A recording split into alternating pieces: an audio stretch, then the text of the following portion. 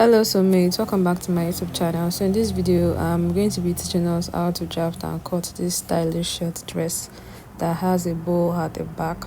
So if this is something you like, please stay tuned to the end of the video as I show you the step-by-step process on how to go about it. Please don't forget to hit on the subscribe button, comment, like and share. Thank you. Let's get right into it. So yeah, I've gone ahead to mark the horizontal lines, which are the shoulder line, the chest line, the bust points, the under bust, the waistline, the hip line, and the gown length. So the gown length I'm working with is like 34 inches, so yours can be more than that depending on what you want. I'm gonna have to place the shoulder measurement here, and the neck width for now, the basic is 3 inches.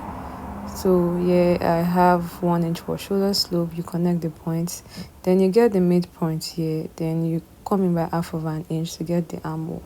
So next up, I'm placing half of the bust span, which is your nipple to nipple measurement, on the bust point line all through to the waistline. Then you extend the line below the waistline. So then the line that I extended below the waistline, I marked about 5.5 inches. Although that is not necessary at the bottom, but because you will close it. So for contouring of the dart intake on the waistline is 0.75 on both sides. So you go ahead and connect all the points together, then connect to the bust point, just as you can see. So guys, please don't forget to contour your under bust. I didn't do that, skipped my mind. So don't forget to contour your under bust. So now I'm going to be placing the bust measurement, quarter of your bust measurement on the chest line, quarter of your waist measurement on the waistline, plus the dart intake. So now I'm just going to go ahead and put quarter of the hip measurement on the hip line. So on the gown length, I'm going to be putting quarter of the hip measurement minus 1 inch. Minus 1 inch or 0.75, just to give it a little bit of fit at the bottom. Do you get? So I'm just going to go ahead and use my ruler to connect all the points together, just as you can see. Like I said, please don't forget to contour your under bust, so that it can give your breast firmness. You'll not be putting on bra because of there's an opening at the back. So yeah, what I did around the waistline is waist snitching. I used about 0.25, so in total I'm snitching the waist by 1 inch. So just go ahead and reconnect the lines. So it's just 0.25 I marked around the waistline, so that's why I'm reconnecting the lines this way. So yeah, I'm marking 1 inch for bust dart. That's the difference between the front and back waistline. So you connect it to the bust point. So it is a princess dart. So you get the midpoint of the armhole. Then you connect it to the bust point this way, just as you can see. Then you come down by 1 inch for contouring of it. Then you connect it to the bust point again. Then you also extend the line outward a bit. So you extended that line, so you mark 1 inch just like this. Then you reconnect the armhole. So this way you have a new armhole. So if you don't replace that 1 inch back, you're going to be having shortage by the time you are sewing. So now, next up, for the neck width, I marked 3 inches from the shoulder ending inwards. So I marked 3 inches inward. So for the depth, I marked about I think 3.5 inches or 4 inches thereabouts. So I'm just going to go ahead and connect the point. So the neck depth depends on you. So you need to be careful if you don't want it to choke you. You need to be careful. You need to be able to determine what you are going to use that will make you feel comfortable. So on the below the waistline, I marked about 0.75. Reason for doing this is to eliminate smile line around the bottom feet. So now if you don't want to, you can leave it. So I'm just going to take my ruler like this and connect it to the waistline. Make sure that you close up the dart. So I'll connect it to the waistline. This is just to eliminate smile line around that part, around that area. Do you understand? But if you don't want, you can just leave it the way you drafted it earlier. For the back, I'm going to like to mark the horizontal lines, the shoulder line, the chest line, the waistline, the hip line, and the gown length. So the waistline for the front and back is different. Whatever you have for the back waist, you measure it. So now to get your actual gown length for the back, you just say your front length measurement minus the bust dart for the front. Then you get the back measurements, the back length. So for this part, the neck width is 3 inches, 1 inch shoulder slope, come in by half of an inch, then get the midpoint, then get your armhole.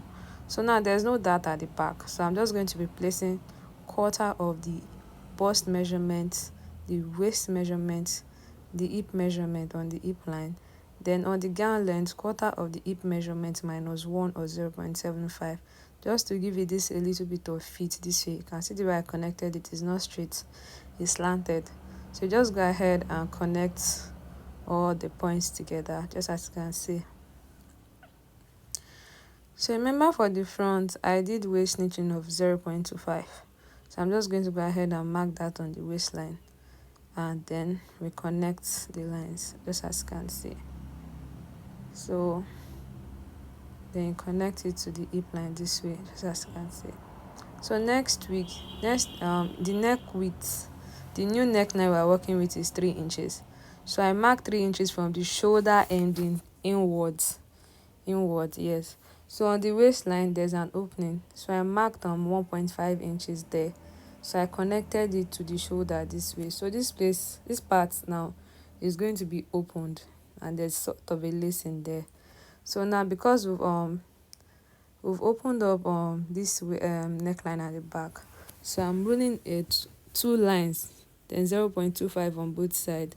So this is just to eliminate gaping at the back. It's to eliminate gaping. So next thing is I'm going to go ahead and close it this way. You're going to close it in form of that. Then you use your paper tape to hold it down. You can see you're just trying to eliminate gaping at the back. So you go ahead and reconnect the lines, because if you don't, there's going to be sort of shortage when you are sewing. So now this line I'm drawing now is just to indicate the rope, you guess, the like eyelet stand, but it didn't extend all through to the shoulder. That was just a mistake. It didn't extend all through to the shoulder. Do you understand? Now we are going to go ahead and cut. So if you have not liked this video at this point, please kindly do so, guys, and don't forget to hit on the subscribe button, comment, like and share. So now I'm just going to go ahead and continue cutting. So at this part I'm opening up the bust dart. So when you open up your bust dart, you close it back, then you reshape the line by the side. So now I'm just going to go ahead and continue cutting, just as you can see. You don't have to rush the process of cutting. So now I'm going to go ahead and cut the back, just as you can see, and make sure that you label your pattern as well, so that you don't mix them up. So now this is me cutting out on the back pattern, just as you can see. For the bottom part of the front, you don't need the dart, you don't need it. So just use your paper tape to close up that dart.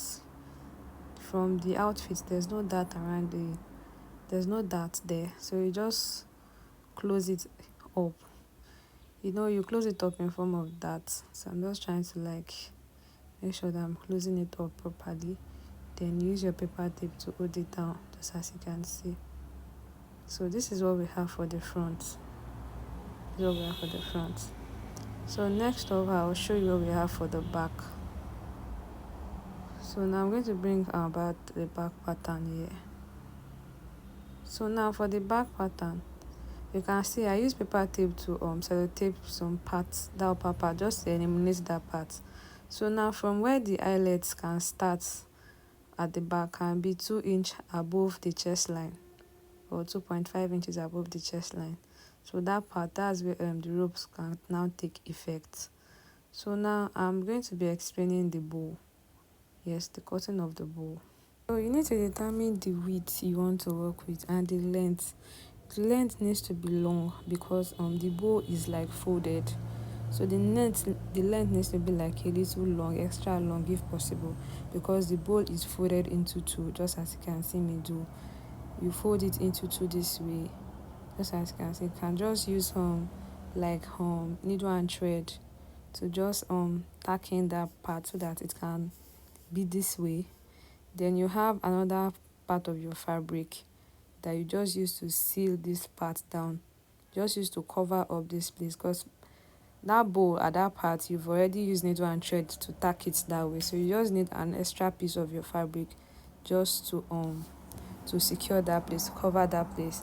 So now you're going to be using press button around the tip of your bowl on both sides, and the press button is going to be at the back of your dress, maybe above the waistline by 2 inches. Do you understand? So you are going to use press button for it. So now we have come to the end of this tutorial, guys. Please don't forget to hit on the subscribe button, comment, like and share. Thank you.